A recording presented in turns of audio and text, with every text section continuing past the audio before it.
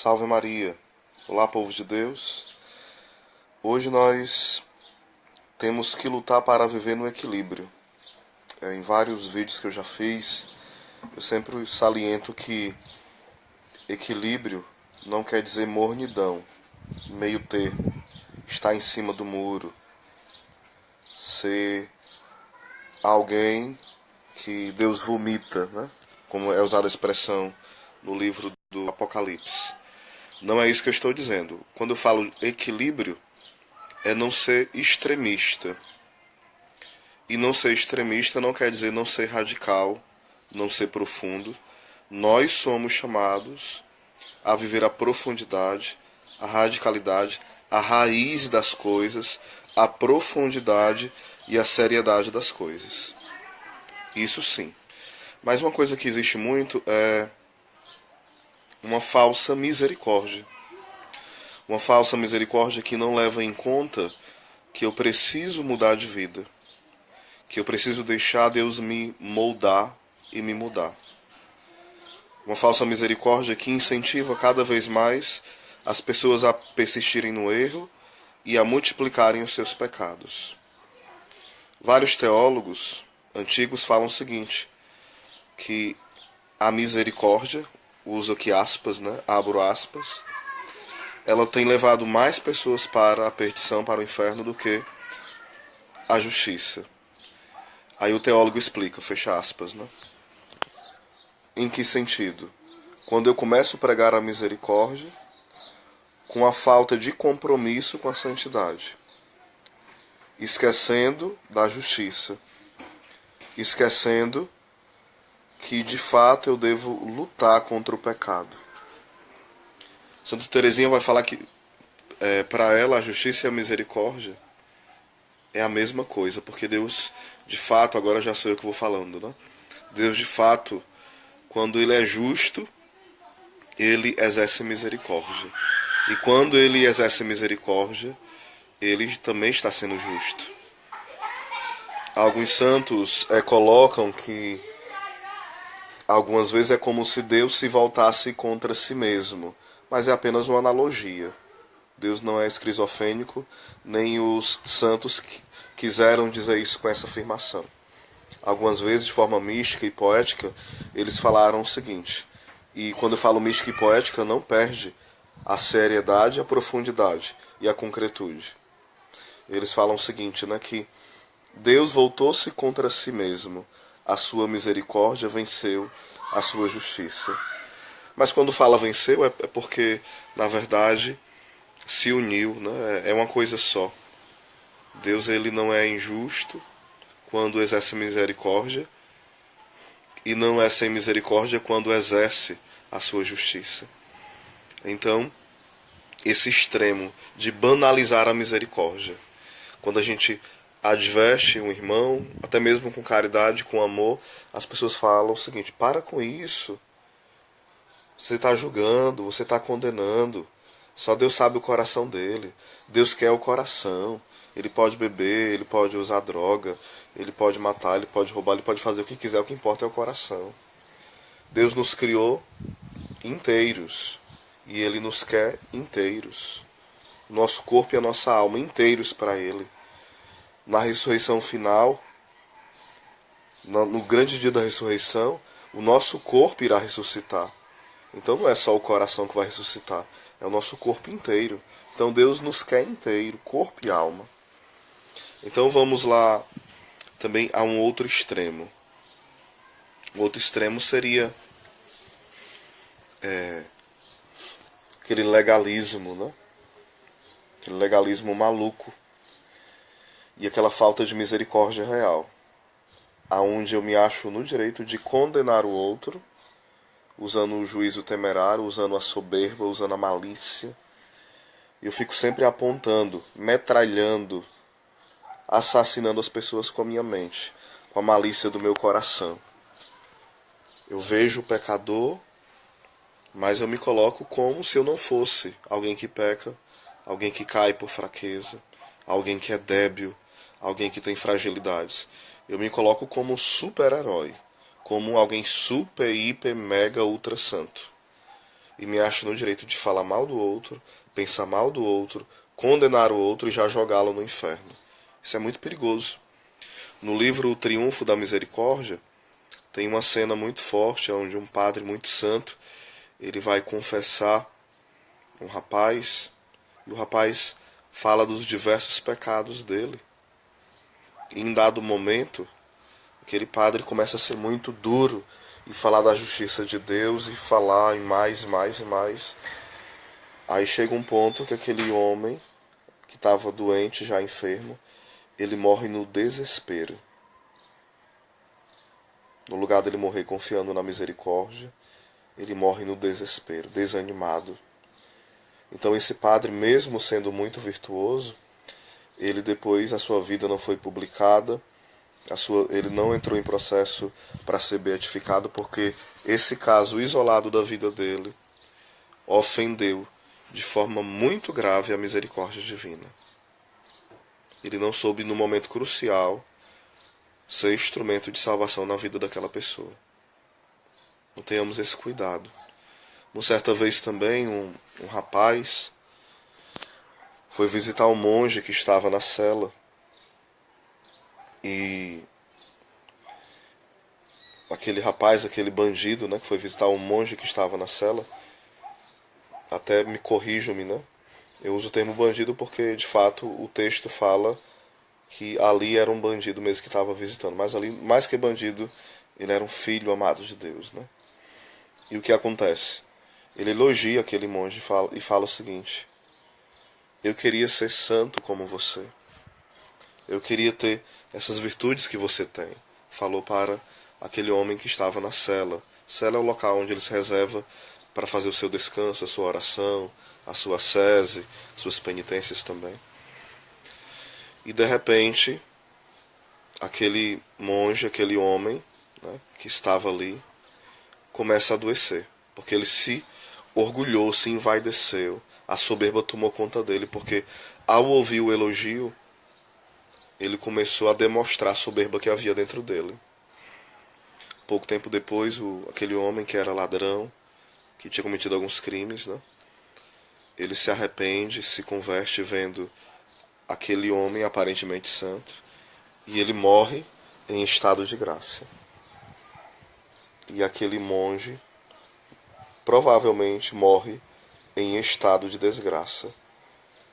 Quer dizer que ele foi soberbo só naquela hora? Não. A soberba ela nunca vem só de uma vez. Geralmente ela vem sendo alimentada aos poucos. E ela vai crescendo. E aquele rapaz que tinha cometido inúmeros crimes, ele é visitado por uma contrição perfeita, por um arrependimento, e morre na amizade com Deus. Vejam, aquele rapaz que precisava ter uma experiência da misericórdia, ele teve. Mas da misericórdia de Deus, de forma direta.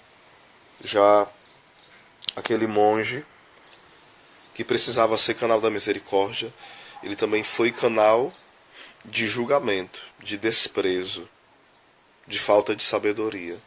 Então ele foi canal de certa forma de condenação para ele mesmo, né?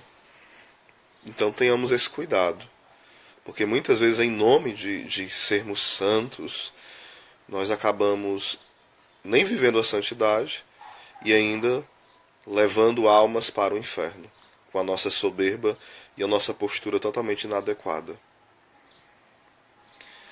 Santa Faustina, né, também Santa Teresinha vai falar que um dos pecados que mais ofende a Deus e grita, né, que é muito grave, é a desconfiança da misericórdia de Deus.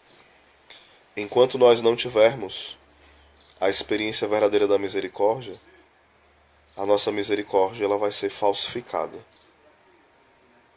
Ou nós vamos viver essa justiça que não é a justiça de Deus, mas é a nossa justiça humana, cruel, sem sentido. Ou nós vamos viver a misericórdia que também não é a de Deus. A misericórdia da permissividade, onde Deus permite tudo, onde Deus faz tudo o que eu quero e perdoa tudo o que eu faço, mesmo que eu não lute para mudar de vida, mesmo que eu não coopere com a graça. Essa misericórdia não é a de Deus. Então os dois extremos são errados, e são perigosos e podem nos levar para o inferno. Uma falta de amor, uma falta de caridade ao próximo, e essa dureza, essa rispidez. Não estou dizendo que nós não devemos ser duros e firmes, devemos. Mas o que deve mover isso é a caridade. Quando São Padre Pio de Pietrelcina, quando vários outros santos, né, como nós vemos na história da Igreja, são duros, são firmes, é movido pela caridade, nunca pela ira. E se é movido pela ira, é por uma ira contra o demônio, contra o pecado, contra o mundo. E não uma ira contra o irmão simplesmente. E quando é contra o irmão em certo grau, é para despertar ele da vida de pecado. Então tenhamos essa vigilância. Porque muitas vezes nós podemos cair nesses dois extremos que nenhum deles é vontade de Deus. Vai falar Santa Teresinha que Deus usou para com ela a misericórdia preventiva. Deus a preservou, né, de cair em inúmeros pecados graves. Quando ela olha para a vida de Santa Maria Madalena, ela fala que Deus foi preservando ela de vários outros pecados. E ela tinha uma devoção profunda a Santa Maria Madalena. E ela tinha um entendimento que se Deus não tivesse preservado ela, ela poderia ter cometido pecados mais graves do que Santa Maria Madalena e tantos outros santos que cometeram pecados graves, antes da conversão, claro. Então ela tinha essa consciência da sua miséria e da sua capacidade de cair em inúmeros pecados. São Francisco de Assis, também Santo Agostinho, São Felipe Neri, ao olhar para um criminoso e para um pecador público, eles sabiam que eles eram capazes de cometer piores pecados, até mais graves do que aqueles da quais eles estavam contemplando. E eles diziam muitas vezes, né, que aqueles homens seriam muito mais santos se tivessem recebido a graça que eles receberam. Seriam mais santos, seriam mais fiéis a Deus do que eles. Claro que eles usavam a expressão fiel e não santo, né? Porque eles não se achavam santos de forma alguma. Porque quanto mais perto da luz, mais nós enxergamos as nossas trevas, as nossas podridões, os nossos lixos, aquilo que nós precisa ser mudado, transformado pela graça de Deus, alcançado pela sua luz.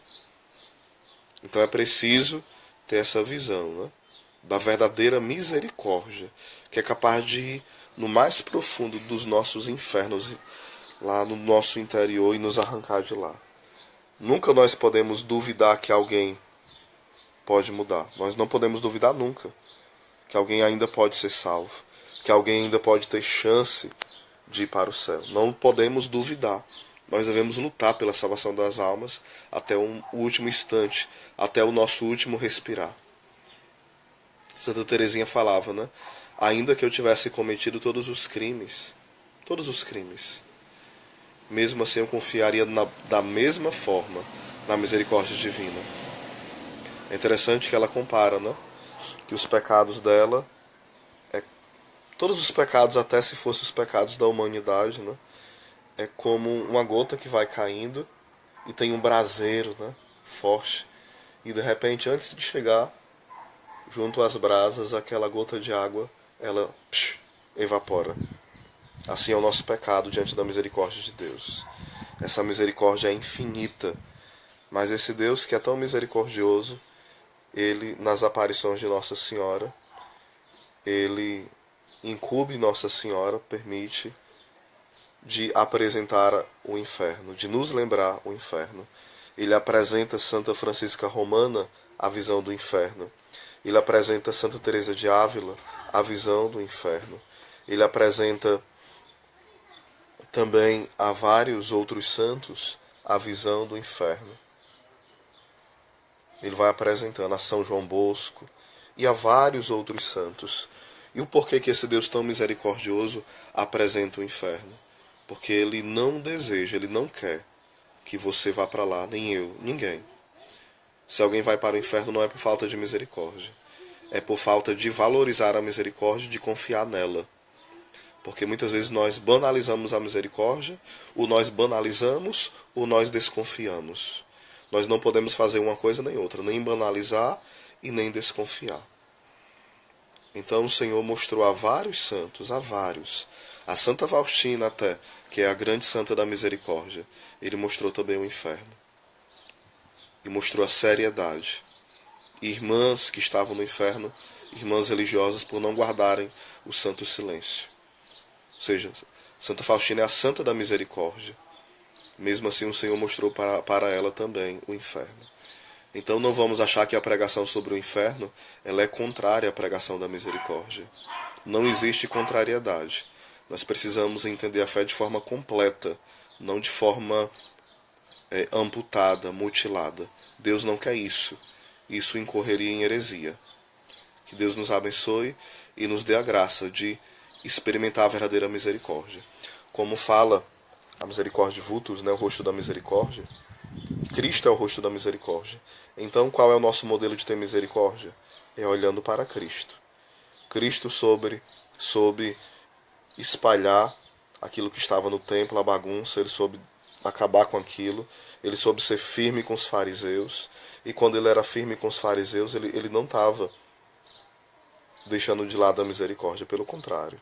Para eles, o Senhor estava sendo duro, porque era a forma dele usar de misericórdia e acordar a cada um deles da dureza de coração, da esclerocardia, de um coração endurecido. Mas também esse mesmo Deus levanta a pecadora caída, vai à casa de Zaqueu, chama todos os pecadores a estarem perto, mas não para que eles continuem no pecado. Quando alguém era convidado, dentro do judaísmo, a comer com outro, existia também o entendimento que ali havia uma comunhão de vidas, uma comunhão também de mentalidade. Era dizer, eu concordo, eu tenho um só coração com você. Então, quando Jesus ia comer na casa dos pecadores, os pecadores eram vencidos pela misericórdia. E isso é, quem se deixava vencer. Alguns fechavam o coração, como muitos dos fariseus, e permaneciam na dureza. Mas os que se deixavam vencer entendiam. Não é Jesus que tem que começar a pecar. Sou eu que tenho que me render à misericórdia. Era isso que os pecadores, publicanos, entendiam. Que hoje o Senhor nos dê essa experiência encarnada, viva, da verdadeira misericórdia que é Ele mesmo. Que Deus nos abençoe. A misericórdia também quer dizer, né, o encontro da córdia com a miséria, do coração de Deus, do verbo que se fez carne e habitou entre nós, e encontrou e assumiu as nossas misérias, e venceu essas misérias. Então não deixa a tua miséria, não vamos deixar que as nossas misérias, nossas podridões nos vençam. Cristo, Ele é o vencedor. Ele já venceu a morte, o pecado, o demônio e o mundo. Então não fique do lado do derrotado. Fique do lado daquele que é o vitorioso. Nos deixemos vencer pela misericórdia. Amém.